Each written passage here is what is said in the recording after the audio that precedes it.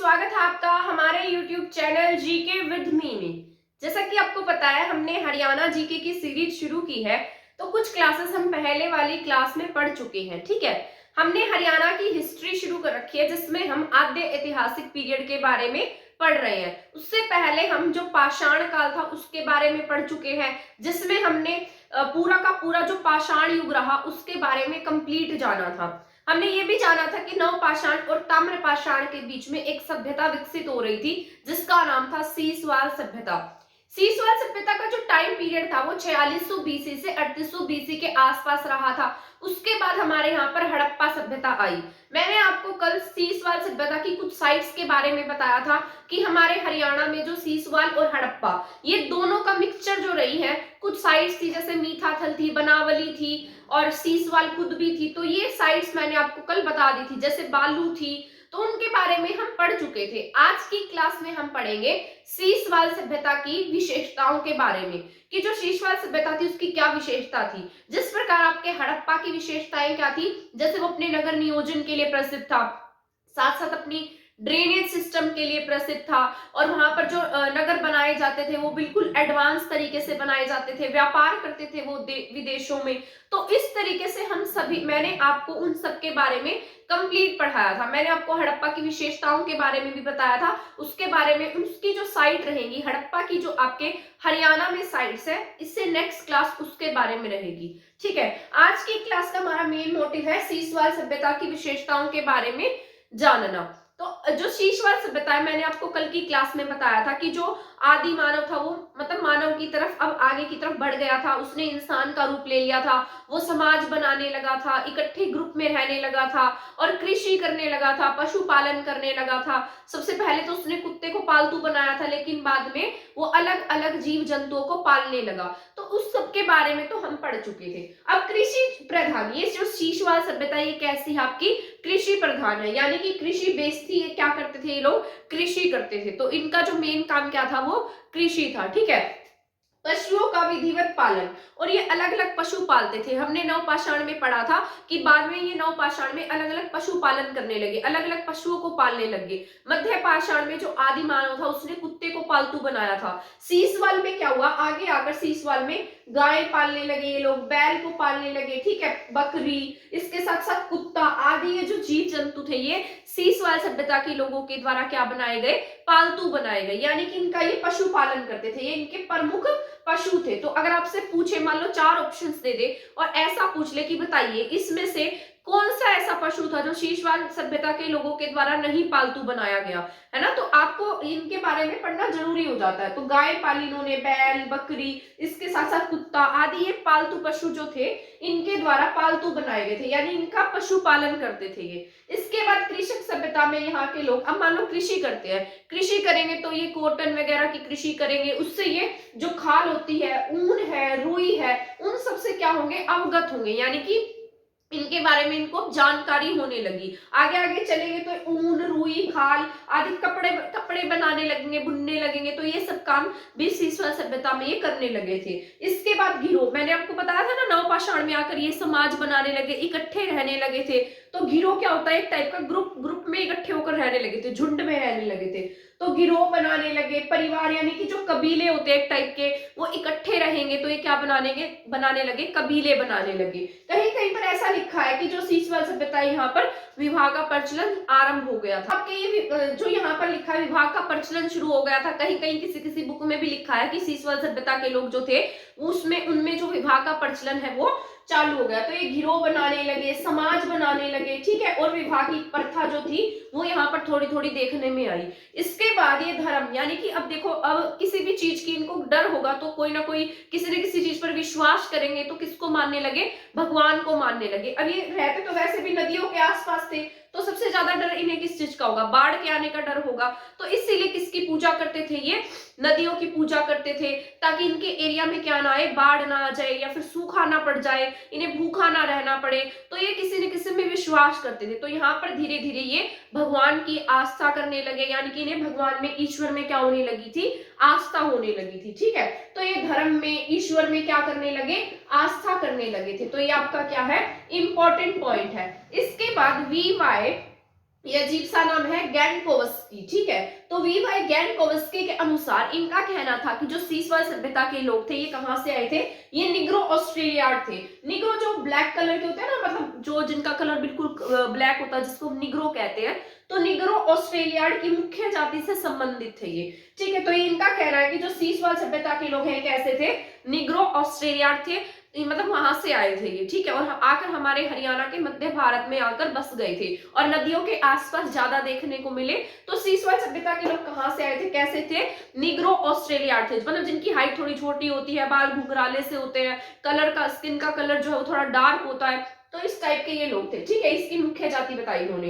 इसके बाद हड़प्पा प्लस सिंधु सरस्वती, ये कैसी सभ्यता थी, आपके कांस्य युगीन सभ्यता थी। मैंने आपको बताया था जो हड़प्पा सभ्यता है वहां तक आते आते तांबा प्लस टिन का आविष्कार हो गया।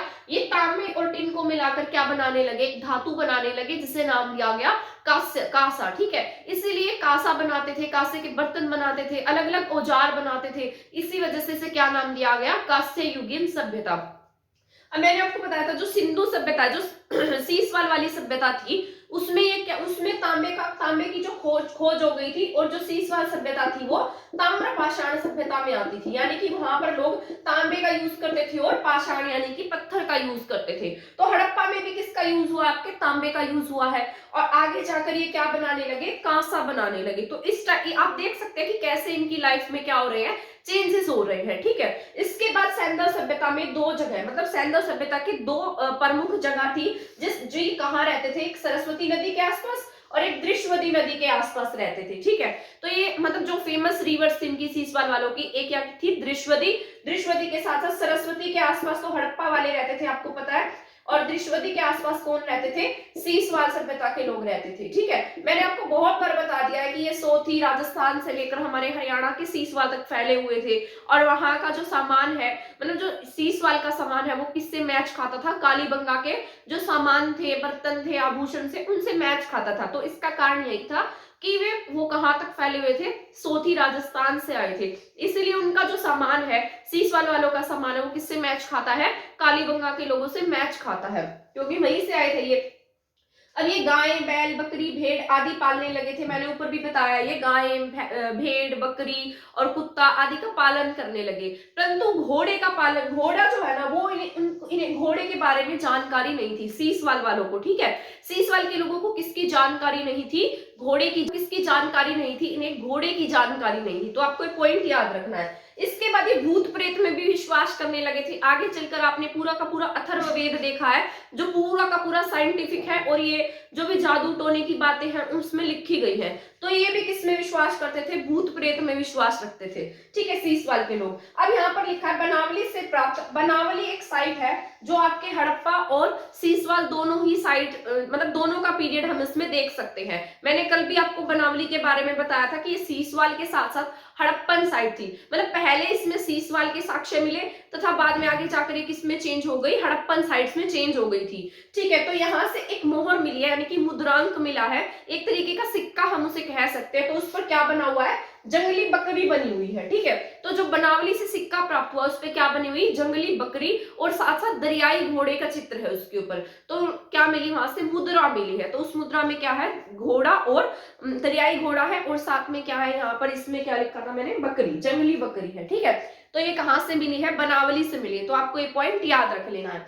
इसके बाद है बनावली, मैंने दोबारा से यहाँ पर कुछ पॉइंट्स और इसमें ऐड कर दिए हैं। कल की क्लास में भी मैंने आपको बताया था, पर उसमें कुछ पॉइंट्स रह गए थे जो मैंने यहाँ पर ऐड किए हैं। अब बनावली जो है ये आर.एस. बिस्ट के द्वारा इसकी खोज का काम किया गया, खुदाई का काम हुआ 1973 से 74 के आसपास इसकी खुदाई के काम हुए, ठीक है। बनावली आपको पता है पहले हिसार में था, लेकिन जब से हिसार से फतेहाबाद अलग हुआ तो ये किसमें काउंट होता है, फतेहाबाद में होता है। तो हमें एग्जाम में फतेहाबादी इसको टिक करना होता है। तो ये कैसा है, यहाँ से पशु की मुद्रा मिली है। तो यहाँ से एक मुद्रा तो मिली थी जिस पर किसका साइन था, एक दरियाई घोड़े का साइन था, और साथ साथ इस पर जंगली बकरी बनी हुई थी। यहाँ से एक मुद्रा मिली है जिसमें धड़ किसका है, सिंह का, यानी कि शेर का तो धड़ है, और उसके ऊपर जो सींग है ना वो कैसे है, बैल के है, ठीक है। तो आपको ये याद रखना है। ये किस पर बनाया गया है, शतरंज के बिसात पर, यानी कि जैसे आपके शतरंज होता है ना इस तरीके से, इस फॉर्म में होता है, तो उसी तरीके से क्या बनाया गया था, आपका जो बनावली शहर था उसी तरीके से विकसित किया गया था। इसके साथ साथ यहाँ से अध जले जो है वो मिले हैं, सोने चांदी के साक्ष्य मिले, यहाँ से पशुओं की हड्डियां मिली हैं। तो अगर पशुओं की हड्डियां मिली तो इस बात का यहाँ से हम अंदाजा लगा सकते हैं कि कैसे होंगे ये, मांसाहारी होंगे, मांस का भक्षण करते होंगे, जीव जंतुओं को खाते होंगे। इसके साथ साथ जो लिपि है ना, जैसी आपकी सिंधु सभ्यता में यानी कि जो हड़प्पा की लिपि है, सेम वैसी ही लिपि यहाँ पर लिखी गई है, जिसको आज तक पढ़ा नहीं गया। तो हम क्या कह सकते हैं, यहाँ से क्या मिली है, सैंधव लिपि मिली है। तो आपको ये पॉइंट याद रखना है। और यहाँ से मिट्टी के हल का खिलौना मिला है। क्या मिला है, मिट्टी के हल का खिलौना। मतलब एक जो जिस तरीके से हम जो खेती करते हैं, खेती में हल का यूज करते हैं, तो यहाँ से खिलौने टाइप का, और वो भी किसका बना हुआ है, मिट्टी का बना हुआ है। ठीक है, तो मिट्टी के हल का खिलौना कहाँ से मिला, आपके बनावली से मिला है। तो आपको ये पॉइंट्स याद रखने में बहुत जरूरी है। बनावली RS बिस्ट 1973 से 74। इसके साथ साथ यहाँ से दो मुद्राएं मिली, एक मुद्रा जिस पर दरियाई घोड़ा बनाया गया था, दरियाई घोड़े के साथ साथ जंगली बकरी। दूसरी मुद्रा जिसका धड़ जो है वो सिंह की तरह है और उसके सिर पर जो सींग है वो बैल की तरह है। ठीक है, यहाँ से ये किस पर बसाया गया है, शतरंज के बिसात पर बसाया गया। यहाँ से अधजले क्या मिले थे, जो मिले थे। ठीक है, और मिट्टी के का खिलौना मिला है यहाँ से, और यहाँ से सोना चांदी के साक्ष्य मिले हैं। इनकी लिपि कैसी है, सैंधव सभ्यता से मैच खाती है। हड्डियों के साक्ष्य मिले हैं, जो इस बात का प्रमाण देते हैं कि ये लोग क्या खाते होंगे, मांस का भक्षण करते होंगे, मांस खाते होंगे। ठीक है, तो ये सब हम बनावली के बारे में जान चुके हैं। इसके बाद एक और साइट थी 1968 में, मीठाथल। ठीक है, मीठाथल, ये इसमें जो मीठाथल की खुदाई के काम है वो 1968 में हुए। और ये जो है यहाँ से बर्तन मिले, भांडे मिले, जेवर, खिलौने, मनके, ये बहुत सारे साक्ष्य, मिट्टी की मोहरें, तो ये सभी साक्ष्य हमें कहाँ से मिले हैं, मीठाथल से मिले। मीठाथल बहुत इंपॉर्टेंट साइट है, पत्थर, मिट्टी और तोल के बाट मिले हैं, बहुत इंपॉर्टेंट है। ठीक है, यानी कि जब तोलने की जो भी इनके उस टाइम में जो मेजरमेंट का तरीका रहा होगा, जो भी मिट्टी के तोल बनाए गए होंगे, बाट बनाए गए होंगे तोलने के लिए किसी भी चीज को, तो वो यहाँ से प्राप्त हुए हैं। ठीक है, तो ये मीठाथल इसलिए इंपॉर्टेंट है आपका। मीठाथल भिवानी में है। कल मैंने आपको बताया था मीठाथल से समुद्रगुप्त के क्या मिले हैं, सिक्के मिले हैं, वो कल की क्लास में हम जान चुके हैं। इसके बाद दौलतपुर एक साइट थी, ये बहुत इंपॉर्टेंट है आपकी दौलतपुर साइट, कुरुक्षेत्र में पड़ती है। ये भी आपके हड़प्पा के साथ साथ सीसवाल साइट्स में भी काउंट होती है। मतलब पहले ये सीसवाल सभ्यता की साइट रही होगी और बाद में किस में चेंज हो गई है, हड़प्पन साइट्स में चेंज हो गई। ठीक है, ये कुरुक्षेत्र में है, सैंधव सभ्यता के तीसरे चरण से संबंधित है। यानी कि जो हड़प्पा सभ्यता थी उसको चरणों में विभाजित किया गया था, तो ये कौन से चरण से संबंधित है, तीसरे चरण से रिलेटेड है। यहाँ से शतरंज मिले, ये भी किस पर बसाया गया था, शतरंज के बिसात पर बसाया गया था। जैसे आपके बनावली था तो उसी तरीके से क्या बसाया गया है, दौलतपुर बसाया गया है। इसमें बर्तन मिले हैं, भांडे, मणिये, चूड़ियां, तो इस तरीके का सामान आपके दौलतपुर से मिला है। कल मैंने आपको बताया था बालू कैथल में एक साइट थी जहां से सबसे पुराने किसके साक्ष्य मिले, लहसुन के साक्ष्य मिले थे, तो वो बहुत इंपॉर्टेंट है आपका। इसके बाद 75 से 76 में ASI archaeological survey of India, भारतीय पुरातत्व सर्वेक्षण विभाग, ठीक है, इसके द्वारा भगवानपुर कुरुक्षेत्र की खुदाई से महत्वपूर्ण स्थल सामने आया। यहाँ पर सैंधव और आर्यों का एक स्तर ही, यानी कि एक ही बस्ती थी। तो कल की क्लास में मैंने आपको बताया था, कल या परसों की क्लास में मैंने आपको समझाया था कि एक ऐसी साइट थी जहां पर सीसवाल सभ्यता और जो आपके हड़प्पा सभ्यता है वो कैसी थी, पैरेलल थी। तो यही बात यहाँ पर लिखी गई है, जो ASI है उसके द्वारा इसकी खुदाई का काम भगवानपुर का है, कुरुक्षेत्र में है, और इसकी खुदाई का काम भारतीय पुरातत्व सर्वेक्षण विभाग के द्वारा किया गया था। ठीक है, यहाँ से महत्वपूर्ण स्थल सामने आया, वह सैंधव, जो सैंधव सभ्यता के लोग थे, और आर्यों का एक ही स्तर, यानी कि उन दोनों की एक ही बस्ती थी। ठीक है, मतलब पैरेलल थे वो, मतलब समानांतर थे, उनका टाइम पीरियड क्या था, एक ही था। तो यही बात इस पॉइंट में मैंने लिखी है। इसके बाद मेन पॉइंट है आपका 2016 में भिवानी जिले के तिगड़ाना गांव से प्राप्त अवशेषों से औद्योगिक और व्यवसायिक केंद्र के प्रमाण मिले हैं। यानी कि क्या करते थे यहाँ पर, इनका जो काम है औद्योगिक काम था, व्यवसायिक जो भी इनका जो मतलब व्यवसाय होता है उस तरीके का प्रशिक्षण का काम यहाँ पर आपको देखने को मिला। 2016 में इसकी खुदाई के काम हुए। तो ये सभी पॉइंट आपके जरूरी है जो हमने पढ़े हैं। एक बार क्विक रिवीजन कर लेते हैं। जो आपकी सीसवाल सभ्यता थी वो कैसी थी, कृषक सभ्यता थी। यहाँ पर किसके साक्ष्य मिले, यानी कि किसको पालते थे ये, कुत्ते को, गाय को, भैंस को, बकरी को, भेड़ को, पर ये घोड़े के बारे में परिचित नहीं थे। ठीक है, और यहाँ पर जो इसमें कृषक संस्कृति के लोग जो थे ये कहाँ से आए थे, ये निग्रो ऑस्ट्रेलियार्ड थे, किसने कहा था ये? V.Y. गेवेनेस्की ने। ठीक है, ईश्वर में आस्था रखते थे, धर्म में विश्वास करने लगे थे, भगवान की पूजा करने लगे थे। ठीक है, साथ साथ ये भूत प्रेत में भी विश्वास रखते थे। इसके साथ साथ यहाँ पर ये कांस्य युगीन सभ्यता, परिवार बनाने लगे, समाज बनाने लगे, शायद विवाह की प्रथा भी यहाँ तक प्रचलित हो गई थी। उत्तर सैंधव में यहाँ पर दो रिवर्स इंपॉर्टेंट रही थी, यमुना और साहिबी। ठीक है, पूर्व सैंधव में कौन सी नदियां थी? सरस्वती और दृश्वती। ये पॉइंट शायद मैं आपको पढ़ाना भूल गई। तो यहाँ पर उत्तर सैंधव में यमुना नदी और इसके साथ साथ साहिबी, जो आपके दक्षिण हरियाणा की सबसे लंबी नदी है।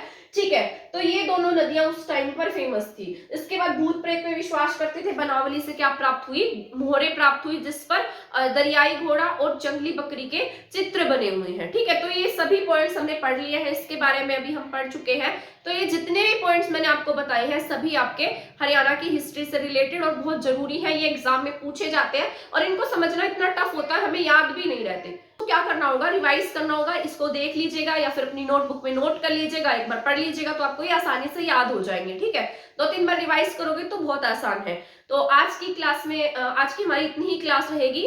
मिलेंगे नेक्स्ट क्लास में हमारे नेक्स्ट टॉपिक के साथ। उसमें मैं आपको कंप्लीट हड़प्पा पढ़ा दूंगी, तो हमारे हरियाणा की हिस्ट्री के 2 टॉपिक्स पूरे कवर हो जाएंगे जो हमारे 13 to 14 क्लासेस में कंप्लीट हो गए हैं। ठीक है, इसके बाद हम नेक्स्ट टॉपिक स्टार्ट करेंगे हमारा, क्योंकि हड़प्पा के बाद में आगे हिस्ट्री में हम क्या पढ़ते हैं? वैदिक सभ्यता। ठीक है, तो वो हमारा वैदिक सभ्यता से रिलेटेड रहेगा। वैदिक सभ्यता के बाद आगे जो भी हिस्ट्री है उसके साथ हम कनेक्ट करते हुए हमारे हरियाणा का जो भी पॉलिटिकल है, ज्योग्राफिकल है, उन सबको जानेंगे। ठीक है, तो आज की क्लास हमारी यही खत्म होती है। अगर आपको लगता है क्लास किसी स्टूडेंट के लिए हेल्पफुल हो सकती है तो प्लीज इसको शेयर कर दीजिएगा और मेरे चैनल को सब्सक्राइब कर दीजिएगा। थैंक यू, धन्यवाद।